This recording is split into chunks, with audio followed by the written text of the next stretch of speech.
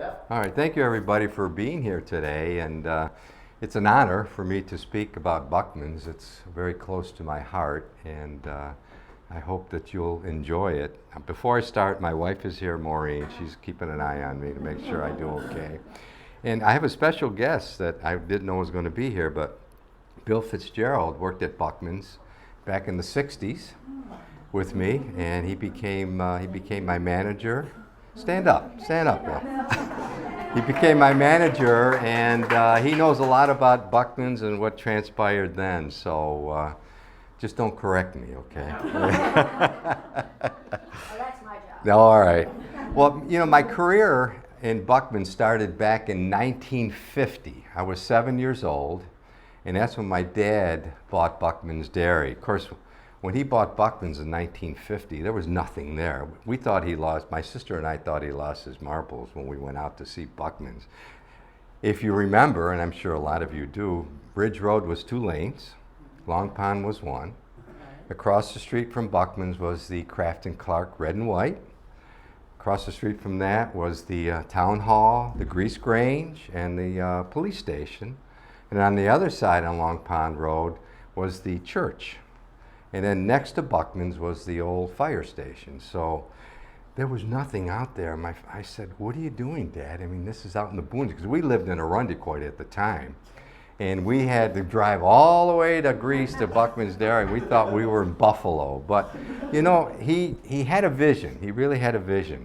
Now, how did we get into the dairy ice cream business? Well, my father graduated high school in June of his senior year. He had a full athletic scholarship to Alabama. He was going to be an attorney. That month of June, his father died. And my father, being the oldest of 7 children, had to get a job because he had to support the family.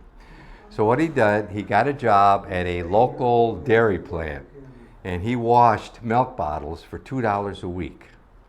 And he was doing very well, washing milk bottles for $2 a week.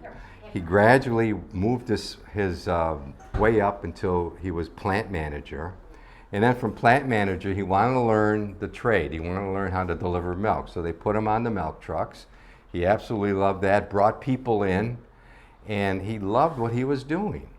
He eventually went into the office, became office manager, and then when the owner was ready to retire, my dad bought the dairy from him. Now this goes way back to the late 20s, early 30s.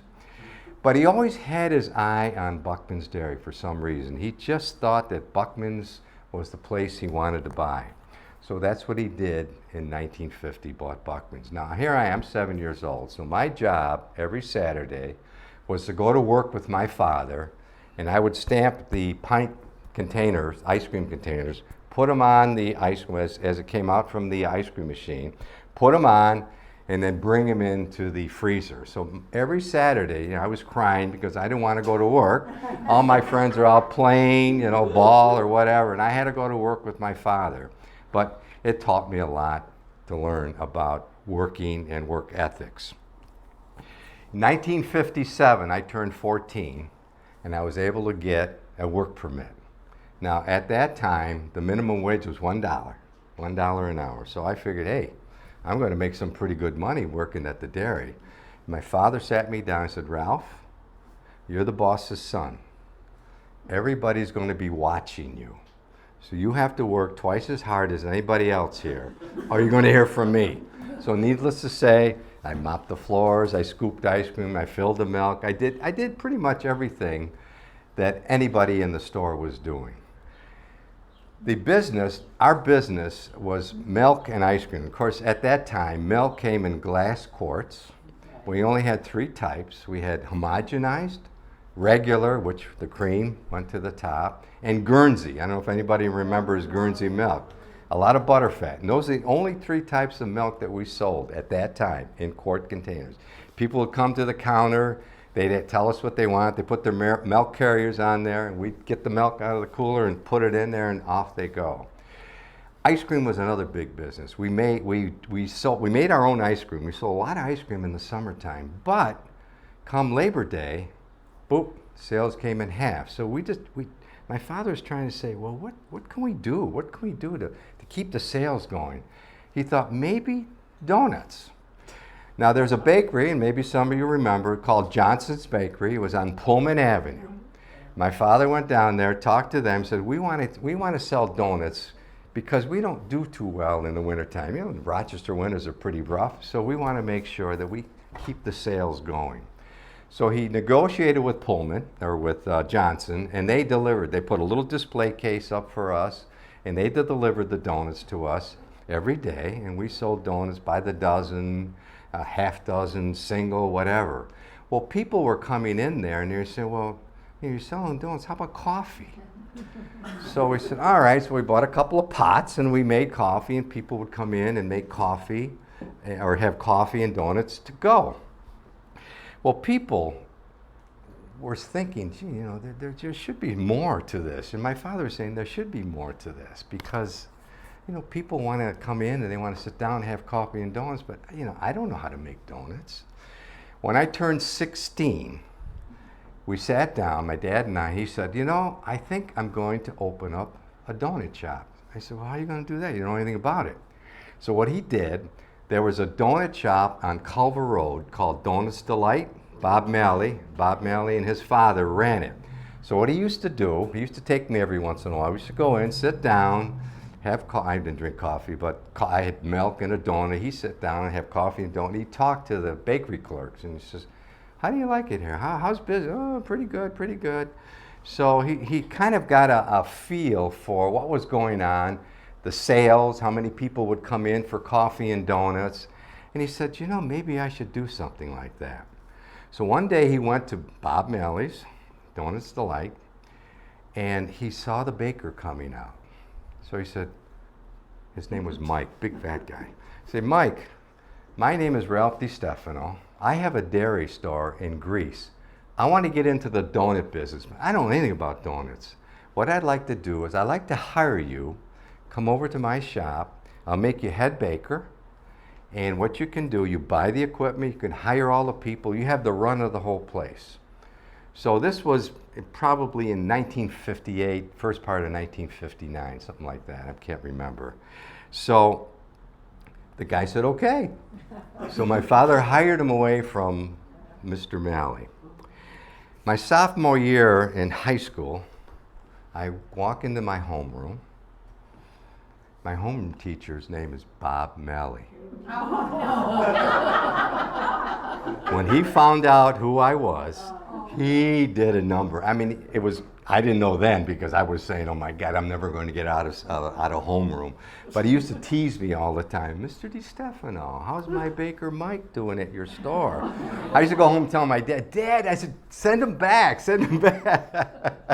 But anyway, years later, we kind of laughed about it. I used to call Bob every once in a while. We kind of commiserate, and I would tell him, you really scared the heck out of me. So, and the other thing too, another aside is when I used to make the ice cream, when I was 16, I became the actual ice cream maker at Buckman. So I used to work there on Saturdays, and in the summertime I used to work there during the week. And I did that all through high school and college. And as an aside, when I started making ice cream back in the 50s, I used to go across the street to Kraft and Clark, and I used to get bananas. Of course, you could be able to walk across Ridge Road and not even look. And I go over and I buy a bag of bananas for $0.05 a pound, and he put them in the bag for me. Then I'd take them across the street and peel them, put them in the ice cream machine. And if the bananas are real ripe, he'd sell them to me for 3 cents a pound. I mean, go figure how much that is. So, but it was fun. I mean, I had a good time. I enjoyed making ice cream, and it was really an experience for me because I had a big responsibility. I had to make the ice cream for the whole store. 1961 is when I was graduating from high school. Also in 1961, my father came home one night, and we were having dinner. He says, Ralph, Maria, my sister, Mom, we're going to bring a hospital to Greece. I said, what are you talking about, hospital? He said, there's no hospital on the west side of the Genesee. Greece is growing. We're 45,000 people, and we need to have a hospital in our community. I'm going to put a committee together, and we're going to see if we can get a hospital in Greece. Well, at that same time, Park Avenue Hospital wanted to expand. They just didn't have enough room. And where they were on Park Avenue, they could not expand. They didn't have any room. So my father said, I'm going to form a committee. I'm going to buy as much land as I can. I'm going to go to Park Avenue, and I'm going to tell him, you come to Greece, bring your license, and we'll give you all the land for free. So that's what he did. He went to Park Avenue with his committee. Some of the people on the committee is, let's see, Fred Strauss, Ed Wegman, I don't know if you know, I'm sure you know some of these people, Dick Hoff. So, and what they used to do too is they used to meet in my father's office every Saturday, and they get together and see how are we going to get a hospital, how are we going to get land, how are we going to do this for the town of Greece. So my father had an idea, because he approached Park Avenue, and they were, hot and cold. They didn't know what they wanted to do, even though he was going to give them all the land for free. So he went to Greece Volunteer Ambulance, and he said, here's what I want you to do. I want you to go from Buckman's to Rochester General Hospital in the traffic time, and I want you to time it and see how long it's going to take you to get from Buckman's to Rochester General. I'm going to hire a helicopter, and what we're going to do is we're going to film you going down Ridge Road to Rochester General Hospital. What he did, which a lot of people don't know, he knew the train master at Kodak. Okay? You know what's coming. So what he did, he said, and he gave the guy 24 donuts to do this.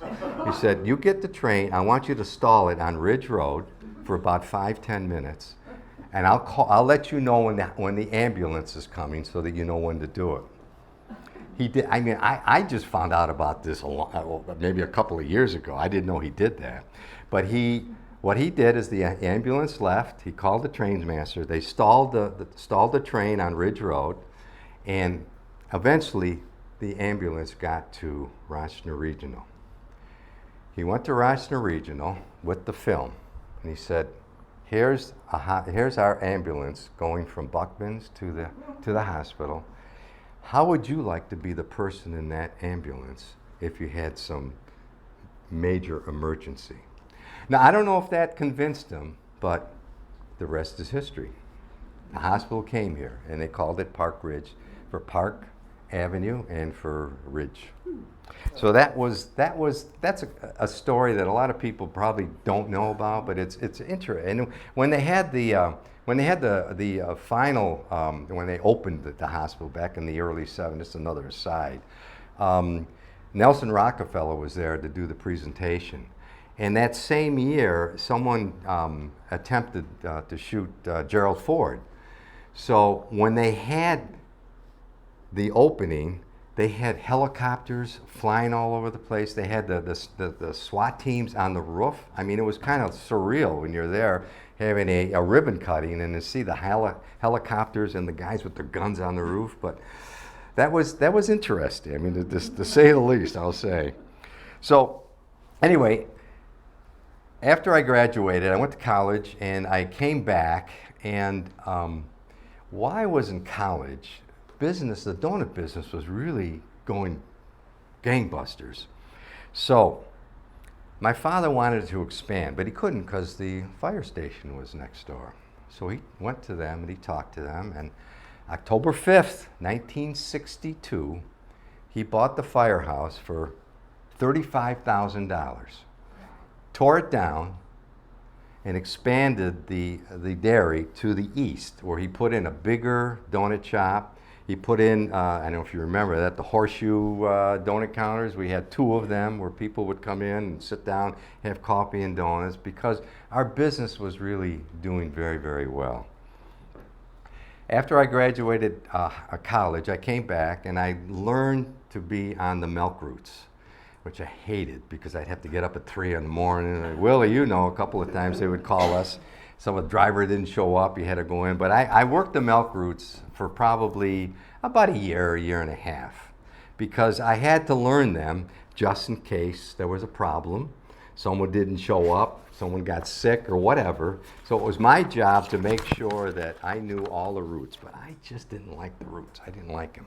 So in 1967, I came over to Buckman's and I became the assistant store manager. Also in 1967, my father had some land across the street on Long Pond Road. And he decided, I'd like to get in the car wash business. I said, car wash? I mean, it has nothing to do with donuts. Well, he said, Rochester is, we look at the salt, look at the cars, and there's a place out in Portland, Oregon that sells car washes. They're modular. So what we do is they come in sections and you hook them all up. And I said, well, I don't even know what end of a screwdriver to hold, I said, well, you're going to help them build it. So what we did is this company called Hannah from Portland, Oregon, came to us and they set up the car washes, or the modules. And they showed me how to do everything. Because, if something breaks down, who's going to fix it? They're in Portland. I'm here in Rochester. So they showed me how to put the piece together, how everything worked. They showed me how to make sure everything was running smoothly, and I learned a lot. I learned electrical, I learned plumbing, I learned concrete, I learned everything I had to know about running a car wash. Unfortunately, for one thing, now these car washes were built in Portland, Oregon. Well, they don't have sub-zero weather in Rochester, or in Portland. So I'll never forget the first time we had a real cold snap. Everything froze in the car wash because it wasn't insulated. So here I am at 5 o'clock in the morning with a torch trying to defrost the pipelines because everything worked on water. So we finally decided maybe what we should do is put a building over the car wash, which we did, and we put some heat in there. But that was an experience. That was really an experience at 5 o'clock in the morning trying to throw out the pipes. 1968, we decided to expand. We added about 15,000 square feet onto our store going west. The expansion finished around 1967. So then we decided, my father, we're going to go into the liquor business. He had bought a liquor store. He had bought a liquor license back in the early to mid 60s. And that's when liquor was fair traded. So he had this license because you couldn't get a license. Actually, he bought the license from Mrs. Coffee across the street. She used to sell her liquor and her wine out of her garage, and she decided that she didn't want to do that anymore. So my father bought the license. So here we have a liquor license. It's 1969. Liquor is not fair traded anymore. Century Liquor, if you remember, fought it. And they took the fair trade off. So here we got a liquor license, and he wanted to go into the liquor store business. So he said, Ralph, you're going to run the liquor store. I said, all right. So I try to learn as much as I can, but it was hard because I had Century on one end, and I had Ridgemont on the other end, and they could buy in massive quantities. I couldn't. Yeah, I'd buy a bottle of like J&B Scotch. I'll never forget. I bought a bottle of J&B Scotch wholesale for $7, and I was selling for $7.09 because I had to compete. And we just couldn't.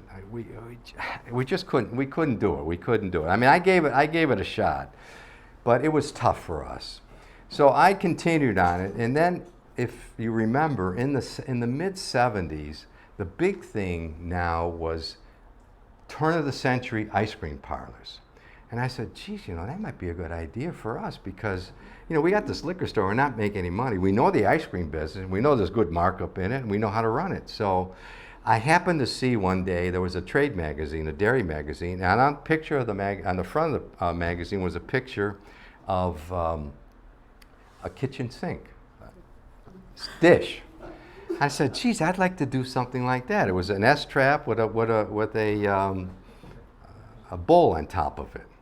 So I called the guy. It was from Salt Lake City. The guy's name is Skip Brooks. I called him and said, I like your idea about the kitchen sink. Can you help me? I'm thinking about opening up a turn of the century ice cream parlor. He said, yeah, come on down.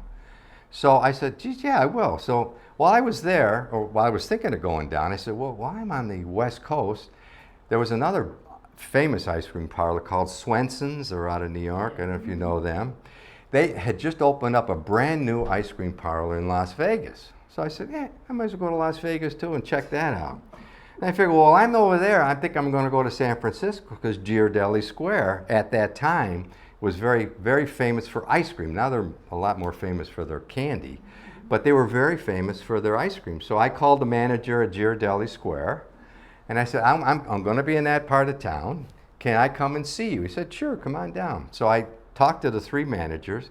I got some ideas on recipes, store layouts, menus, all, because I got a lot of good ideas. So what I did is I went back and I had all this information. I sat down with my father and I said, look, I want to open up a turn of the century ice cream parlor. We're not doing it in the liquor business. Let's get rid of it. So he said, all right, if that's what you think is going to work, do it. So we did. And I would say in the mid 70s is when we opened up. So what I wanted to do too, I want to do something a little different in the ice cream parlor. So I talked to the fellows that were building it. I said, I want to have this is going to be turn of the century. So I want to have this a little different than your traditional ice cream parlor. So what they did is they went to the Rochester Public Library and they took newspapers from the turn of the century, and they copied storefronts. And they said, what we're going to do is we're going to use the storefronts from the turn of the century, put it in your store. We will call it Buckman's Ice Cream Village. It's going to look like a little village, and it'll be authentic because everything that we're doing is authentic. The benches that we had in there, they were designed from the old train station in Rochester, and the gazebo I think was from Charlotte. So everything that they had in there was authentic. So they built it, and I opened it up, I'd say in the mid 70s. My biggest feature was the kitchen sink, and I had a deal. Anybody that could come in and eat the kitchen sink, I'd give them a free sundae. And the kitchen sink had 8 scoops of ice cream, 4 bananas, 4 toppings, 8 cherries, 8 shots of whipped cream. I mean, it was quite a bit there. So I'll never forget the first. Maybe you remember, Willie.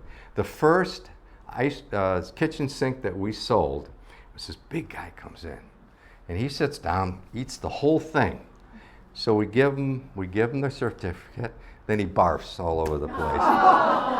I'm saying, oh my goodness gracious, what's going to happen in the future? Because this is the first one. Well, luckily, we never had it happen again. We had a young lady come in. She had to be 90 pounds. I don't know. She ate the whole thing. I thought she was going to get sick. She ate the whole thing herself. So it was amazing. So that's a little aside. But the the village did very well for us. We did a lot of good business. We sold a lot of ice cream. It was a fun place to be. Everybody who went there was happy. They were there for a treat.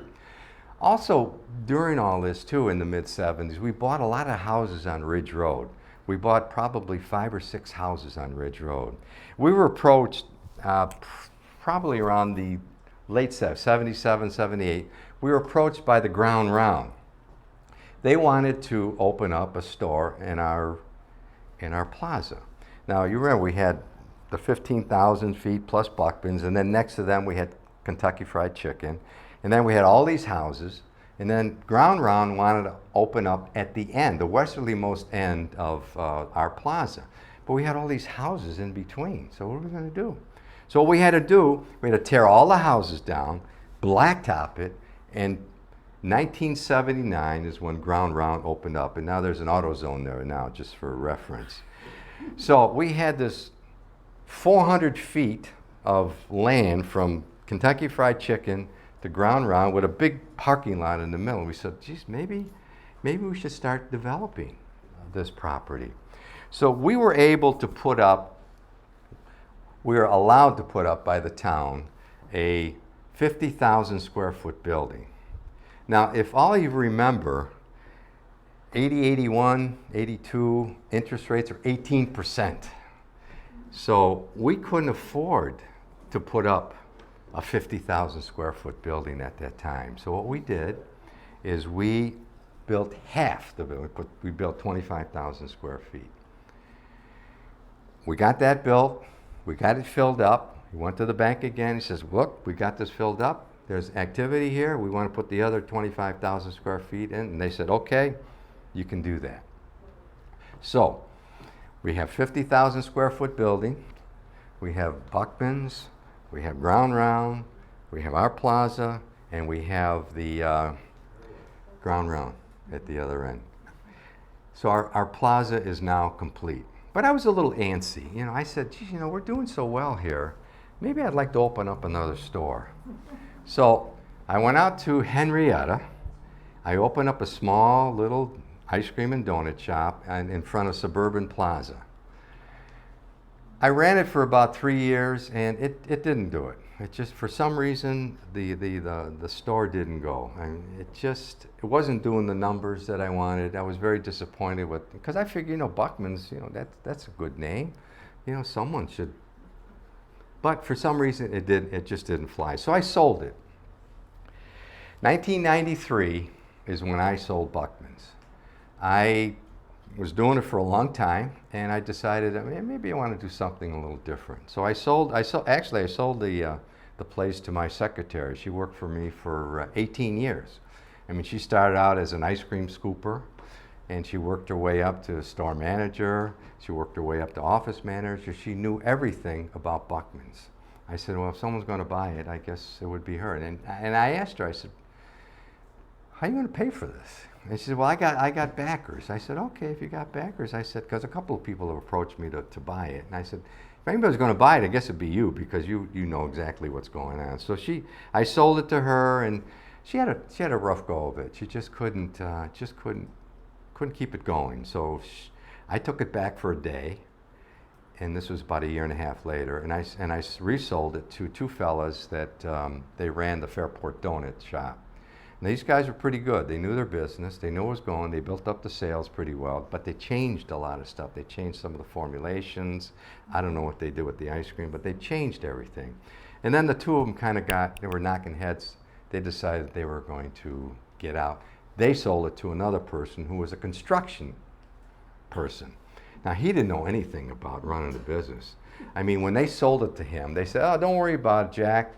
It runs on itself. I said, whoa. I said, why didn't you talk to me first? They said, they wouldn't let me. I said, I know why they wouldn't let you. So he ran it for about 6 or 7 years, and he just was overwhelmed with it. So he sold it to another person, a Kodak person, and a fellow that ran a restaurant. So they know a little bit about the business. But in 2006, we were approached by Walgreens. Now, they wanted to build on our corner. And I said, well, you know, this Buckman's been here since 1914. I don't know if we want to really do something like that. Well, they made us an offer that we couldn't refuse. So we decided, we told the people that were there, said, look, you have a couple of options. I have some space in my plaza. This is where City Mattress is, right next to Pino's. I said, it would be ideal for you because you're right next to a deli, and your business is early morning, their business is afternoons. I said, you guys, you could probably work off of each other. Well, they said, we don't want to do that. We want to go bigger. I said, what do you mean you want to go bigger? They wanted to go down by Sam's. Now, Buckman's had about 6,000 square feet. 4,000 square feet. Where they were going to be at least 6,000 square feet. And I said, look, you can't do that. I said, you can't. They want to do some wholesale, and they were going to do retail, obviously. And I said, you can't do wholesale and pay rent on 6,000 square feet, especially retail rent. Doesn't fly. Well, we're going to do it anyway. I said, well, you should stay on this corner. This is where the action is. And they decided that, no, they didn't want to do it. So they started moving down there, and they lost their pants, and they just went under. And Buckman's is gone. And it's sad. It's really sad because it was a place that almost everybody's been there at one time in their life. And we had a lot of fun there. We had a lot of good relationships with people, with the town. I must have hired thousands of kids when I was there. And these kids, I see them today sometimes. We kind of reminisce about Buckman's and what you were doing, who you worked with, and it was a wonderful place. So if anybody here wants to open up a donut shop, let me know and I'll give you the formulas. Well, anyway, we negotiated with Walgreens, and then in 2008, my dad died. So unfortunately, he didn't have the opportunity to see what was going to transpire with our negotiations with Walgreens. So we had to get ready to prepare for Walgreens. So September 4th, never forget, 2009, they started demolition on Buckman's. And they were supposed to do that in August because my wife and I were away for the month. I said, do it while I'm gone because I don't want to see it coming down. Well, they didn't do it. So every time that steam shovel took a bite of the building, it kind of opened up something that kind of reminded me, oh yeah, I remember that, or I remember that place, or I remember that office. And it was hard. It was really hard for me. And I'm glad my father wasn't around because I don't think he'd be able to cope with it. But they tore it down in 2009, and Buckman's is gone. So we're preparing now for Walgreens to move in. What I wanted to do is my building where the City Mattresses was an old building, built in the early 80s. And I wanted to make it look nice because we have a new Walgreens going in, got a new store going in. I figured maybe it would be time for me to do something. So I went to the bank, I borrowed some money, got to put a mortgage on that building. And what I did is I put a whole new facade on the front and the back. I did the parking lot, I did the roof, and I did some landscaping. So I tried to make it nice for this corner.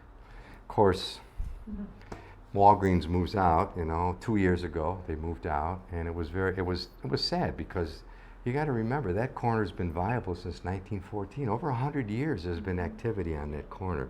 They moved out because they said they weren't writing enough prescriptions. And I said, didn't you do any research, before you guys moved in? Holy smokes. Did I do something? Oh. I said, you have some guy in Chicago looking at the numbers, and he doesn't know Ridge Road from Plymouth Avenue. So if the numbers aren't right, he says, nah, we're going to close. And the odd thing about the whole thing too is they never told me they were closing. I was going through my plaza, and one of my tenants says, what's going on with Walgreens? He says, nothing. Why? I'm getting my rent. He said, well, my wife went in to get a prescription, and they sent her down to Rite Aid. I said, Rite Aid? I said, what do you mean? He said, I don't know what's happening. So anyway, what? Oh, okay. So anyway, I go into the store on that Monday, and I asked the manager. I said, Joe, what's going on? I heard that you might be moving out. He said, we're moving Wednesday. I said, what? Wednesday? I said, yeah. He said, they decided that we weren't writing a prescription. We were doing good on the front end, but I said, no one ever said anything to me. So they did, and I said, no one ever said a word. So I'm trying to get it rented out, obviously, because I do want to see some activity, but it's a whole different Ridge Road now. From when you look back, I remember, and I failed to mention this, the light at Ridge and Long Pond, Ridge Road was 2 lanes long. That I think at 8 o'clock or 9 o'clock used to go on flash because there was no traffic there. I don't know if you guys remember that, but holy smokes, but look at Ridge Road now. It's 4 lanes, 6 lanes. Long Pond Road is 2 lanes, 4 lanes. It's just, the difference today is there's no more mom and pop stores anymore. You guys probably remember Noms. You remember Whitman's Auto Parts, Buckert's on the Ridge. How many times I go over there? Streb's restaurant. Poplar, remember Poplar, the motel and the little restaurant there, the Maple Leaf Diner, Maple Leaf Bar rather. Turkey Farms, Buckman's, everything's gone. Everything's gone. Ridge Road has really evolved. Progress has really done a lot on this road. I mean, I've seen a lot happen since 1950, and I mean, a lot of it is good. It's progressive. It's good. It's good for the community, and who knows? Ridge Road, it'll always be there, and it'll always do a good job. There's a lot of businesses there, but it's not like it was back when we were kids. So, thank you, everybody. I hope you enjoyed this. I mean, if anybody have any questions, if I can, yes. Just a comment. I don't think there was a household in Greece that didn't have in their kitchen drawer a stack of tabs. I know. And The flaps. kid would keep track of That's how right. many they go get a few dozen donuts. Isn't that the truth? Isn't it? I have people today come on up to me. What am I going to do these flaps? I said, well, it's too late. Yes. One of our neighbor's sons, when you started the kitchen sink, he ate all of it. Oh, he did? Yeah. He didn't throw up, right? No. Yes. Did I miss anything, Willie? One of our neighbor's Who was kids. the manager that was there when you No. first started working in the store? Harold Wilson. I don't know. Was he there when you were there? I remember the name, but I don't. Harold He wasn't Wilson, there and when then I there was was there. Ab, a fellow by the name of. With Jimmy when I first. Oh, Jimmy. Okay, Ab he followed Harold Wilson. He was involved with the phone company in some way, shape, or form. So. Yes, I too worked for Buckman's, Oh, you did? but I worked for your father. Oh, okay. Must have been 51, 52.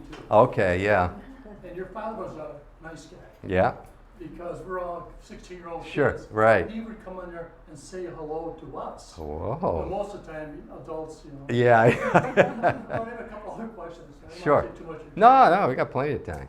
Were you connected, was your family connected with Bonnie Brook Dairy? Yes, that was the original dairy. When my father bought Buckman's in 1950, he had the Bonnybrook Dairy, and it was routes.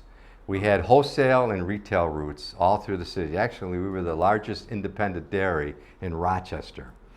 When he moved to Buckman's, he was going to change the name Buckman's to Bonnybrook. And he did a little survey around. Everybody in Greece knew where Buckman's Dairy was. He says, you know what? I'm not going to change it. So we call it Bonnybrook Buckman's Dairy. And that's why you see the name Bonnybrook. A couple other questions? Sure. for me? Yeah, of course. Now, your dad bought it from E.H. Peters, Yes, he did. and each inherited from his brother. True? Is that fair? I'm not sure. That E.H.? I don't know. Wasn't that the Peters that was the car Yes. dealership? Yeah. Oh, he's my uncle. That's Oh, why okay. I spent a little bit about it. Okay. Anyways, I think Homer Buckman started it. Yeah, back in And 14. then I think my uncle's brother took it over, but I'm not really sure. He did buy it from Peters. Of E.H. Peters? Well, Yeah. yeah. And here's what But happened. I think he only had a relatively short time. Yeah, he did. Oh, yeah. What happened is when my father was in Arizona at a convention, and someone called him, a friend of his called him and said, Buckman's is for sale. So he left the convention, came back here, and there was another person bidding on it. I don't know who it was. I can't remember, and I'm not sure, but I think he bid $50,100. The other guy bid $50,000. So my father got it with $100 over, and that's how he did it. So this is the old Bonnybrook dairy quart, plastic, so carton. So is Can I it? have one more question? Sure. I'm always curious about people. I think your family hit things right at the right cycle. Yes, they did. I think it was rural and gangbusters. But Yeah. you mentioned you know the business, Mm-hmm. you know how to make ice cream, you knew all that stuff, and then you opened up a store on Suburban Plaza, Mhm. Henrietta. Mm-hmm. Now it seems like everything is set up for that to be successful too. Yes, that's what I thought. I just kind of curious. Well, I Looking think- back on it, what happened? I think what happened, originally I opened it up and it was a donut shop. We actually made donuts there and ice cream. We didn't make our ice cream, we trucked it over. And it got started fairly well. But in the course of things, business didn't pick up. And I don't know if it was my management team out there. I mean, they all came from Buckman's in Greece. And of course, we did hire some people out there to work, the donut shop and the ice cream. But for some reason, it never took hold. I advertised. I mean, I put a ton of money in advertising. And I don't know if it's the location because it's on East Henrietta, but it was a good spot. It was right in front of Suburban Plaza. But for some reason, it just, I mean, the donuts were the same. We got to a point where I told the baker, I said, look, we're going to transfer our donuts in from Ridge Road because I mean, I can't afford to pay you. You're only making, maybe 2 batches. That's 100 dozen a day. That's not enough. You got to have at least 300 dozen a day. So we made the donuts in Greece and then trucked them over to, so maybe that had something to do with it too. I don't know. I mean, I to this day, I can't figure out why I went back because I figured the name Buckman's, it's going to go great. I could open up a few more around, but it just didn't work. So. Is it location? Yeah, that's very important. Location is very important. But I thought that was a good spot. It was an old gas station. It was right on almost on the road, and like I said, it was in front of Suburban Plaza. So people going to Suburban Plaza, they'd see it. So, but just didn't do it. Any other questions? What was the year you started the ice cream? My father started that when he had Bonnybrook, so that was probably in the, I'd say in the late 30s, early 40s. He bought this, when he bought the dairy, it was just a production, and this was on Sherman Street in the city. He found a place on Lyle Avenue, right across from the police station, and it had a little counter there. So he decided what he wanted to do is he wanted to learn how to make ice cream. So he had an old friend of his who was an old-fashioned ice cream maker teach him how to make ice cream. So what he did is he had this little dairy bar. He made his own ice cream there. So it's got to be in the early 40s, I would think. And he had all the recipes, and he made the ice cream there. And then he worked. He worked the dairy bar. He did everything, and he was there. So, and that's where they bottled the milk. So then, when he bought Buckman's, he moved the plant over to Ridge Road because we had a processing plant there. He built a garage, and that garage we used to use it for Yankee Beverage. I don't know if you guys remember that, but we used to have all the trucks in there, and then where the oh my God, the guy used to finish furniture. I don't know if you remember that, but that's where the processing plant was. So when he got out of the business, because he had asked me, he said, "Do you want to get into the milk?" I said, "Absolutely not." I said, "I don't want to do that. First of all, the hours are crazy. And then you were dealing with a lot of the union. The truck drivers were union people, and we get along well with them. There's no problem. But sometimes they could be a little feisty. So we just said, you know what? I don't want to do it. I don't like the hours, and I like working retail where I'm actually working with people, seeing people. So he decided to sell. He actually sold to Seal Test because Seal Test was bottling for us at one point. So that's what he did. He sold them. So like I said, he was the biggest independent dairy in Rochester, and he gave it up. So yes. I have a question. What direction were you headed when you got out of college? Were you a business student? Okay, yeah, that's a good question. Or were you going to do something else? I was a pre-med student in college. Oh. And my junior year in college, I decided that this is a little tough for me, number one. Number two, I liked what he was doing because I used to go to a couple of the business meetings and programs with him, and I kind of liked it. So my junior year in college, I called him because he never influenced me at all. He never said, "Ralph, when you get older, you want to take over the business." No, he said, "You want to be a doctor? You go ahead, you study, and you be a doctor." So I called him my junior year, and I said, "Dad, I've been doing a lot of thinking. I think I'd like to go into business with you." I thought he was going to cry when I told him that. And I said, I think I'd like to, learn a little bit more about the business. I mean, I know I make an ice cream, but I got to learn a little bit more about it. So my senior year, I finished up. I got my pre-med degree. I I actually took my med boards to go into med school because I figured, in case I change my mind back again, at least I took the med boards and I'm all set to go.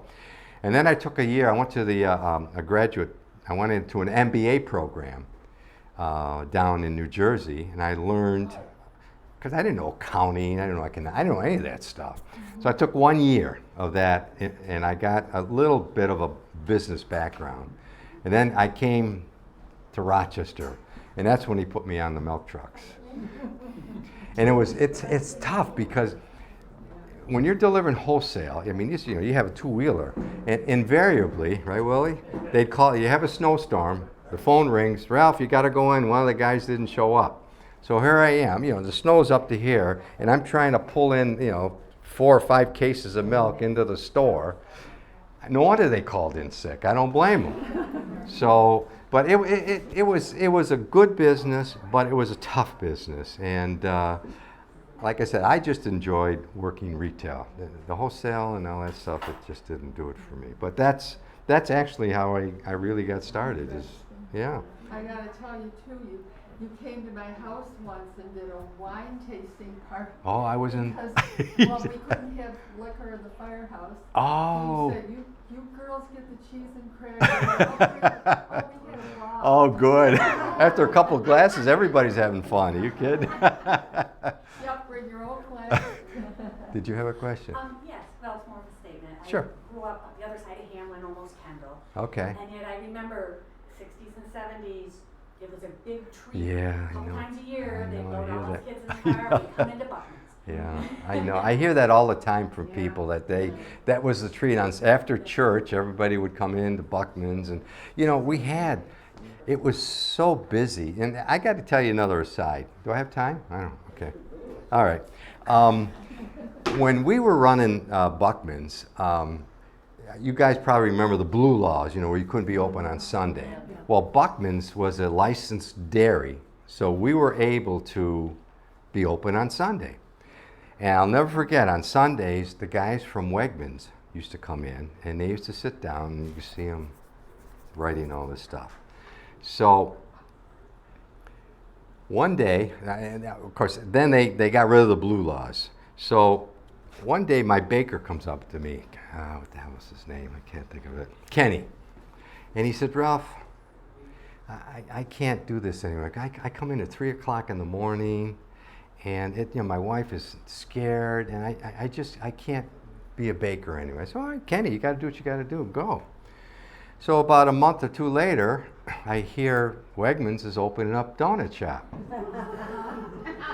So I went to Wegmans. I bought the donuts. I said, Dad, I said, these are our donuts. Look at these things. They're the same thing. So I went in there once just to buy, and who's coming out of the bakery is Kenny. I said, Kenny, what are you doing? He said, Ralph, I'm so sorry.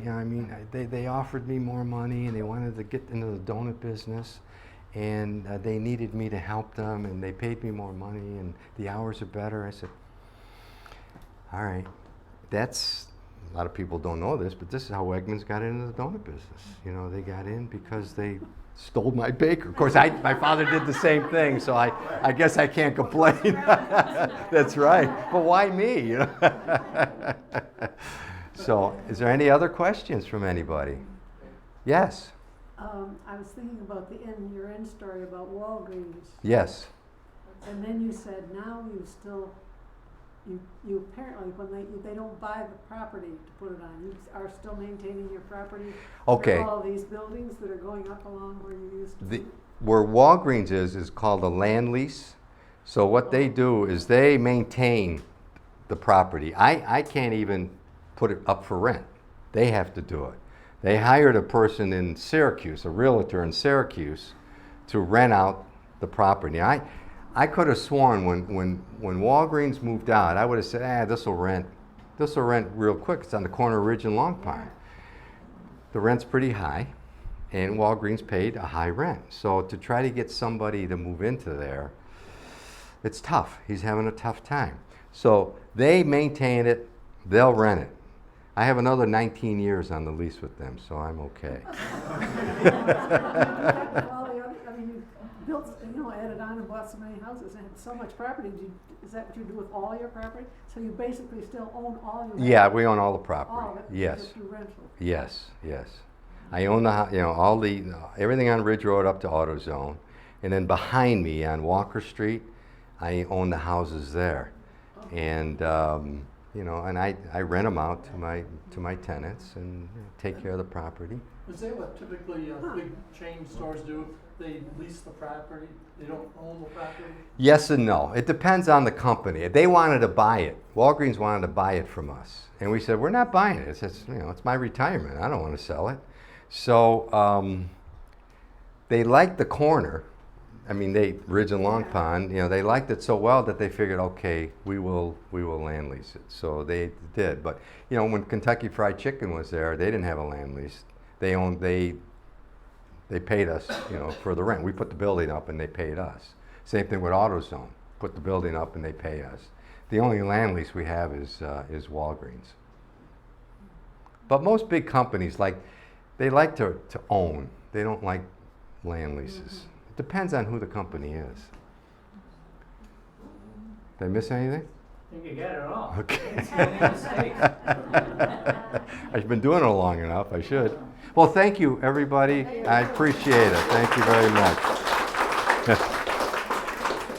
I can't believe all the history on that table. I mean, I haven't seen this thing in years. My goodness gracious. So.